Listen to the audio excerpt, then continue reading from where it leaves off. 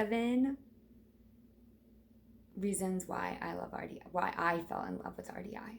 A little bit of my background is that I was first a recreation director, and then I did that for a while, and 10 years later I decided that I didn't want to sit behind a desk anymore. I wanted to be out on the floor with the seniors and with the kids, and I wanted to have a more front end, more interaction with people.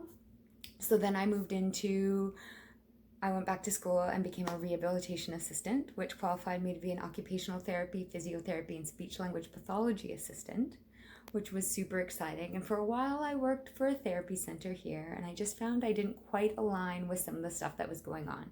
Nothing against what they were doing, just didn't align with who I was. So I moved along, and I just kept searching and finding different approaches. I found floor time, I found all these different things, and then I found RDI, and I fell in love for so many reasons. And here's the top 7 reasons. First, it's a whole family approach. It's one of the only ones that I came across where we actually approach autism therapy from the whole family approach, meaning that because of my background in learning about family theory and how I can't take a child out of an environment, fix them, and put them back in that environment and expect them to thrive, it just didn't seem right when I would be working at a center and the kids would learn to do things with me and then they wouldn't do it at home, and they told me it was a generalization thing, and I actually think it was a relationship thing. The kids had a very different relationship with me than they did with mom and dad.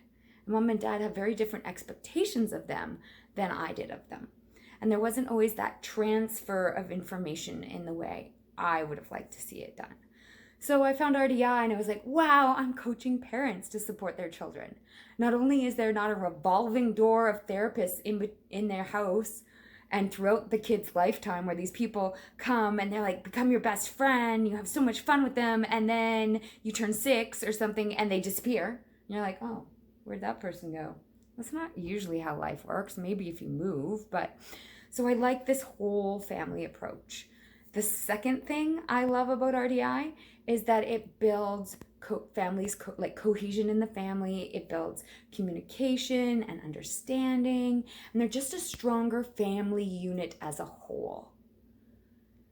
The third thing I love about relationship development intervention is that we spend time with parents, slowing down their lives.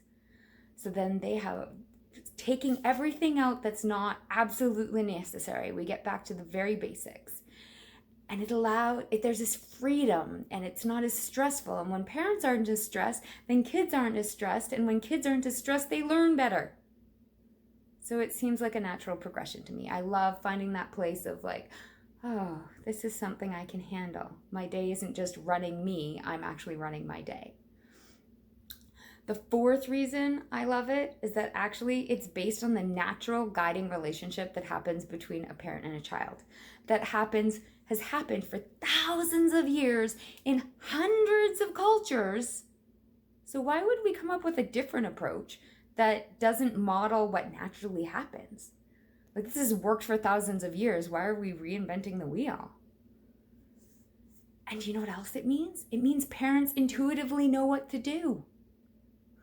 We can get into why it doesn't work in another video, but no, it's not your fault, parents.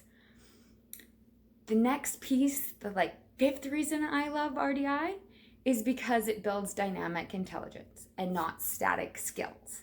So you see, a lot of therapies say they provide social skills, and a lot of those therapies provide social skills, which kind of branch out to 2 things. There's instructional social skills, and then there's relationship social skills.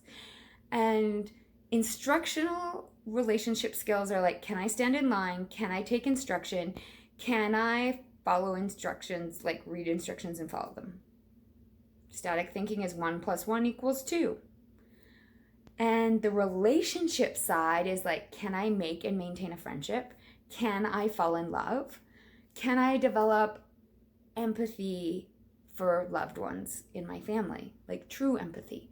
To put this in perspective, one approach, like the instructional kind of approach, would have a child understand that it's nice to share my toys because someone told me it was nice, and it's the thing I should do because someone told me. RDI comes from a relationship base where they're like, the kid would be like, I want to share my toy with my friend because it is so much fun and I want them to experience and share in the experience of this toy. So I want to share it with them. So it comes from this intrinsic motivation rather than this extrinsic motivation of someone told me I should and that's what I have to do. Rather than from a place, this is what I want to do. It can get so much bigger than that, but let's leave it kind of there for a while, for now. The sixth thing I love is that the first foundational building block of relationship development intervention is enjoyment. Because let's face it, if the kids aren't enjoying themselves, if parents aren't enjoying doing it, then they're not going to stick to it. So they're short, fun, meaningful activities that bring a lot of joy to the relationship. And kids actually get super excited when they feel that they're competent at something. Then they want to try a new challenge and a new thing to conquer. And that's what relationship development does. It makes it a fun, and when the kids make a mistake, it's like, what happened? Oh man, I guess we have to try again kind of approach rather than meh, meh, meh, meh. The last one is that it gives them real life skills, ones that really matter. What do they look like? What do they look for when you go and work at a job? They want to know that you can collaborate with other people. They want to know that you can express your feelings appropriately, that you can take criticism, constructive criticism, and work with it and not get like destroyed by it. It helps kids develop to a point where they can advocate for themselves. They are so sure of themselves. Yes, I'm autistic. Yes, I don't understand written instructions very well. Can you please read them to me?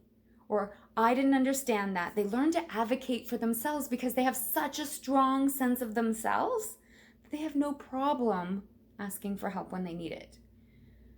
In that long-term goal of them being happy, feeling like they belong, like they have a purpose, that they can be in a long-term relationship, those are really attainable when you take the relationship development intervention approach. It's not fast. I won't say that your kid will do it tomorrow, but if you're willing to carve out a few minutes a day and really work on these skills, it can be surprising how big of a difference you can see in the first year.